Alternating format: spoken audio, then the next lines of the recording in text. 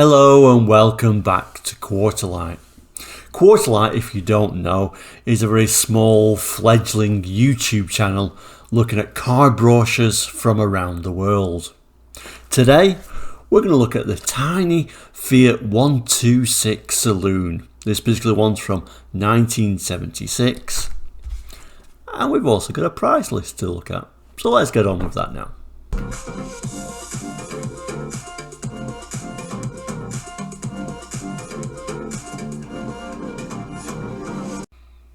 So the Fiat 126 was a series of compact two-cylinder engined, rear-wheel drive compact cars built by Fiat.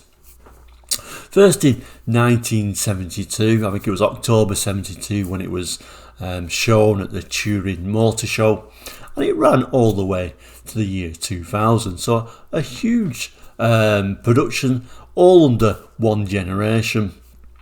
Under a saloon, and later there was a hatchback as well. They did increase the engine size slowly over the years, but this is quite an early brochure. Like I said, it's from March 1976, so it's showing them 594cc tiny little engines in this tiny little car. And as you can see on this one, this is the sunroof model. And then later on, we'll look at the price list for this car and how much it would have cost at the time, and also how much in comparison the larger Fiats would have cost as well. So let's open this brochure up and have a look inside. So we look at the first page of this particular brochure. It's only a small brochure this, and the paper is actually only very thin. It's not a quality brochure by any stretch of the imagination. It is on the cheaper side, as is the car, I guess. So it's amazing it's lasted in such good condition, to be honest.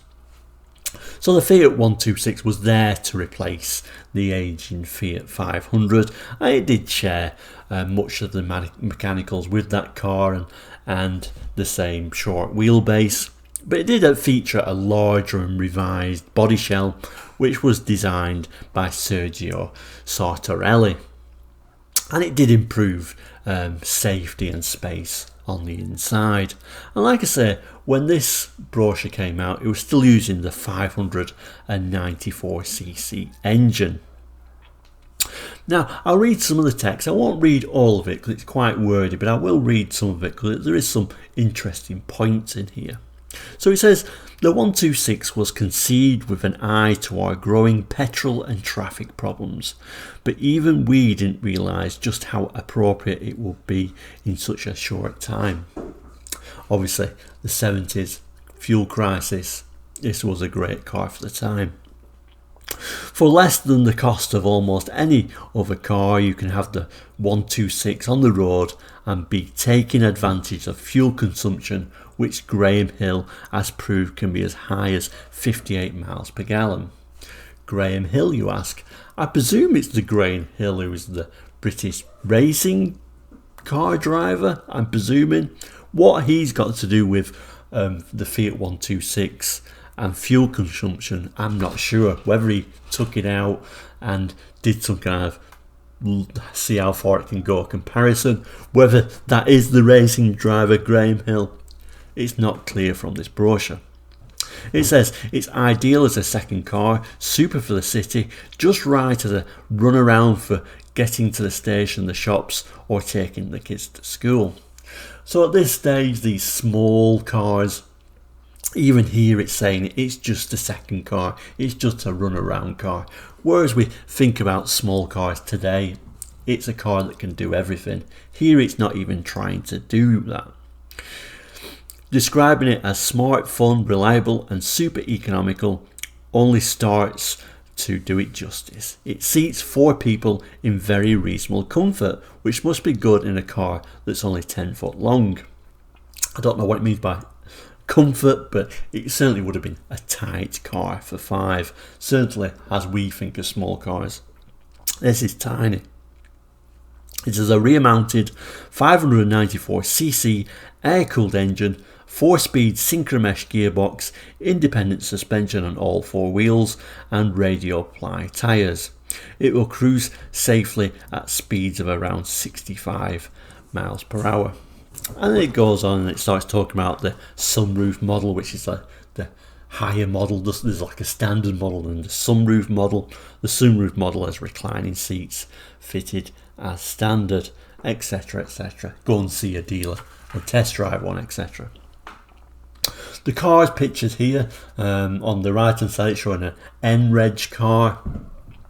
An N-plate car in the UK at this time would have been 74, 75. The brochure is 76, so it is showing even older cars than the date is published. So they're probably using these cars as pictures for a few years. And you can even see the picture of the car on the left hand side just peeking out. That's an even older one. That's an M-Reg car. So we're talking about 73, 74. And then we look at these small pictures on the right hand side. It says both economical and reliable. The rear mounted 594cc air-cooled engine inherits many of the proven characteristics of its renowned Fiat small cars. Super economical, the remarkable little 126 could give you 58 miles for every gallon of petrol. And that's the UK gallons, of course. Then lower down it shows this tiny little front boot where the spare wheel is. Really not a huge amount of space there, but it says the boot at the front contains the easy to get to spare wheel plus a reasonable amount of room for shopping or luggage. Don't know what it means by reasonable. You certainly couldn't get your weekly shopping there, but I guess what we got here, flowers and maybe some chocolates. And then it shows the interior and it's showing this padded instrument panel designed for easy reading and safety. And then this page opens once again to open this like triple page spread on the right hand side, now showing the seats, which actually look really beautiful actually in those yellow seats and the red exterior colour. I think that looks really a very classy looking interior for such a cheap and small car. And this is the reclining seat, so we know that this must be the higher spec model, the 126 sunroof model, because the seats are reclining there. And a better look at that padded dashboard for safety. But overall I think that's a very sort of simple, beautiful little interior. I really appreciate that interior on this car. It does look really nice and really classy. And I remember when the Fiat 126s were everywhere, I didn't really think much of them. Kind of like in Italy, the 126 was looked down upon. It was no Fiat 500. It wasn't quite as cutesy as the 500. But now looking back, I do appreciate this car more. It does look a cute little car, and I put it in the same sort of category as a Fiat 500 now. I think it's a very beautiful car, and if I could I would buy one now, to be honest with you, because the price of these are only going to go up and up. So my advice is buy one now. It's an investment if you can find a really nice one. So the back page is on this particular title brochure, it's the specification page. So the engine 594 cc's, and this is 76. A year later, if you look at the end of 1977, that was increased to a 652 cc engine. And then later on in the 80s, around about 87, they came out with a Fiat 126 Biz, and that was a 704 cc engine. So they did slowly increase the engine, but it's under one generation because it was just the same car essentially with a larger engine in it. As you can see on here, we've got simple drum brakes on the front and rear, but I know a lot of people look down at drum brakes, but in a small car like this, a small slow car, is perfectly adequate. I mean, you can even buy drum brakes on the rear of small cars today, and people look down, oh, why hasn't it got disc brakes all around? It really didn't need it, and a lot of modern cars don't even need disc brakes on the back of small light cars. They do a surprisingly good job. And then it shows the dimensions on there as well. Now, when we're looking at the Fiat 126, we always think about Italy, a very Italian car.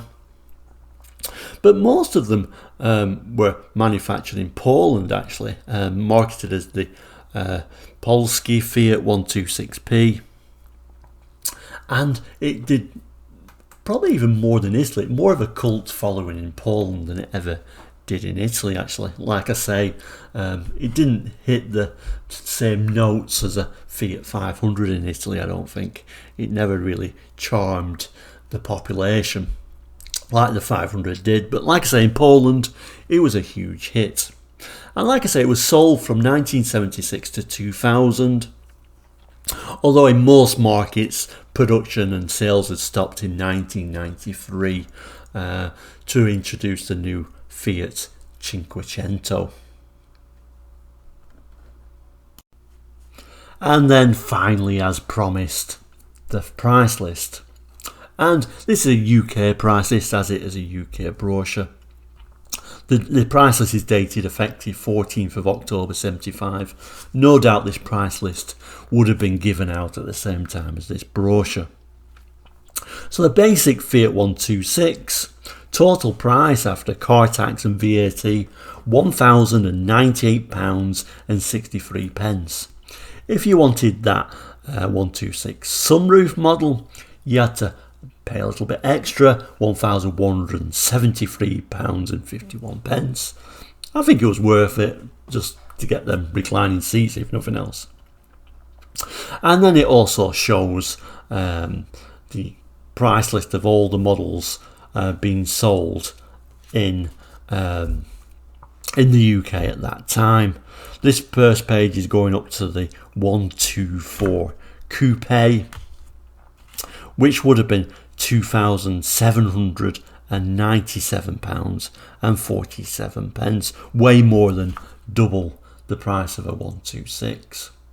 And I will also show you the back page of this price list, because it does continue as well. And as we look on the other side of the price list, we can see sort of Fiat 131s were around about £2,000. And we get to 132s a little bit more. But the shocking thing really is when we get to the Fiat 130. If we look at the Fiat 130 Saloon, it was £5,750. The 130 Coupe was £8,200. Pretty much you could get 8 Fiat 126s for the price of a 130 Coupe, although the 130 Coupe was a very big, beautiful car and exceptionally rare today. But that shows us a kind of a glimpse of the prices of Fiat in the 70s to 76, like I said, 75, 76. So there we go, the Fiat 126, one of the last and longest running rear-engined production cars sold in Europe. Remember, this was kind of like until 1993 in most markets, and the biggest obviously was the Beetle, but that did stop production in Europe in 1978. And it was the last rear engine car sold really until things like the smart car came along much later on. So a great little package, a car we often forget about, but you know, it was a long production run, the last rear engined classic car, I guess we could call it, sold in Europe. So it should be remembered more, and I'm sure it will. I'm sure prices will catch up, and I'm sure the prices will be similar to Fiat 500s eventually. A great little car, came at the perfect time in the 70s, and for not too much money, as we've looked at. Thank you once again for watching Quarter Light today. There will be many more brochures coming very soon, so please do like, comment, subscribe. All of them free, but it does help me greatly. Thank you so much for watching. Take care and goodbye.